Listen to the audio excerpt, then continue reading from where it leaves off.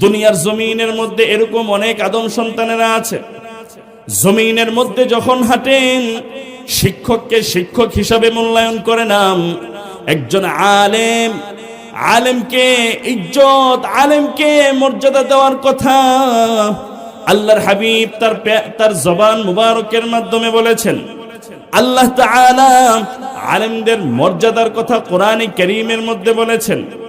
বিভিন্ন হাদিসের মধ্যে আল্লাহ তাআলার রাসূল আলেমদেরকে মর্যাদা করার কথা বলেছে। কিন্তু আমাদের সমাজের মধ্যে এক শ্রেণীর লোক এমন আছে, উলামায়ে কেরামরা যদি বক্তব্য দেয়, উলামায়ে কেরামরা যদি কথা বলে, উলামায়ে কেরামরা যদি কোনো একটা হক কথা বলার জন্য সামনে অগ্রসর হয়, এটা যদি কোনো আদম সন্তানের গায়ের মধ্যে লেগে যায়, ওই আদম সন্তানের মধ্যে যদি কিবির নামক, অহংকার নামক বস্তুটা থাকে, শয়তানের যদি সিফাত থাকে, শয়তানের যদি সে বন্ধু হয়, তাহলে ওই আদম সন্তান আল্লাহর রহমত থেকে বিচ্ছিত হয়ে যায় এবং তার মধ্যে অহংকার ঢোকার কারণে উলামায়ে কেরামের কথাকে সে বরদাস্ত করতে পারে না। ঠিক না বে ঠিক?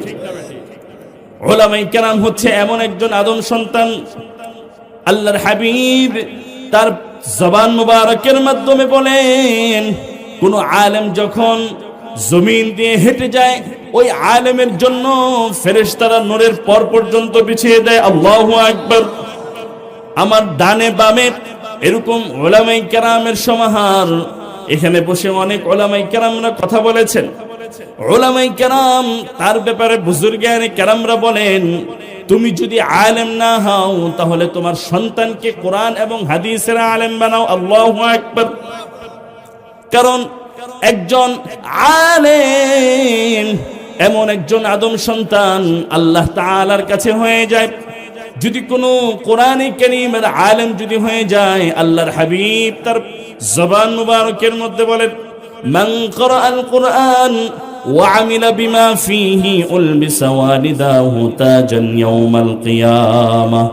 যে ব্যক্তি কোরআনে কারীম পড়ল, কোরআনে কারীমের আলেম হলো এবং সে অনুসারে আমল করলো, আল্লাহ তাআলা ওই আলেমের, ওই কোরআনে কারীম পড়নেওয়ালা তার উপর আমল করার কারণে তার পিতা মাতাকে ওয়ালিদাহু, এখানে মূলত ওয়ালিদানি ছিল, তাসনিয়া ওয়ালিদানি ছিল, হাত দিকে ইজাফত করার কারণে নুনটা সাকিত হয়ে যায়।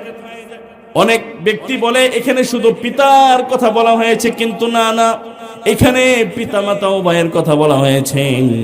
আল্লাহ তাআলা ওই কোরআনে কারীমের আলেম, কোরআনে কারীমের হাফেজের পিতামাতাকে ওয়ালিদাহু তাজান ইয়াউমাল কিয়ামাহ, কাল সে হাসরের ময়দানে লক্ষ কোটি আদম সন্তানের সামনে এমন এক মুকুট পরিয়ে দিবেন, যেই মুকুটের আলো যুহু আহসানু মিন যুইশ শামসি ফি বুয়ুতিদ দুনিয়া, যার আলো সূর্যের আলোর চেয়েও আল্লাহ তাআলা বেশি আলোক দান করবেন।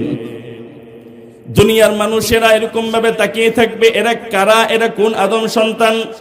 ফেরেশতারা বলবে, এরা হচ্ছে কুটির চর মধ্যপাড়া ওই সকল আদম সন্তান যারা নাকি তাদের সন্তানদেরকে কোরআনে কারীমের আলেম বানিয়েছে, কোরআনে কারীমের হাফেজ বানিয়েছে, কোরআনে কারীমের এরকম ভাবে অনেক বড় বড় আলেম বানিয়েছেন। তাদের পিতামাতা আজকে এই বিশাল সমাবেশের মধ্যে নূরের মুকুট পরে তাদেরকে সম্মানের চেয়ারের মধ্যে বসাবেন, আঙ্গুল দ্বারা ইশারা করবেন, এরা হচ্ছে ওই আদম সন্তানের হচ্ছে পিতামাতা। একজন আলেম কি পরিমাণ একটা এলাকার জন্য গৌরবের বিষয়।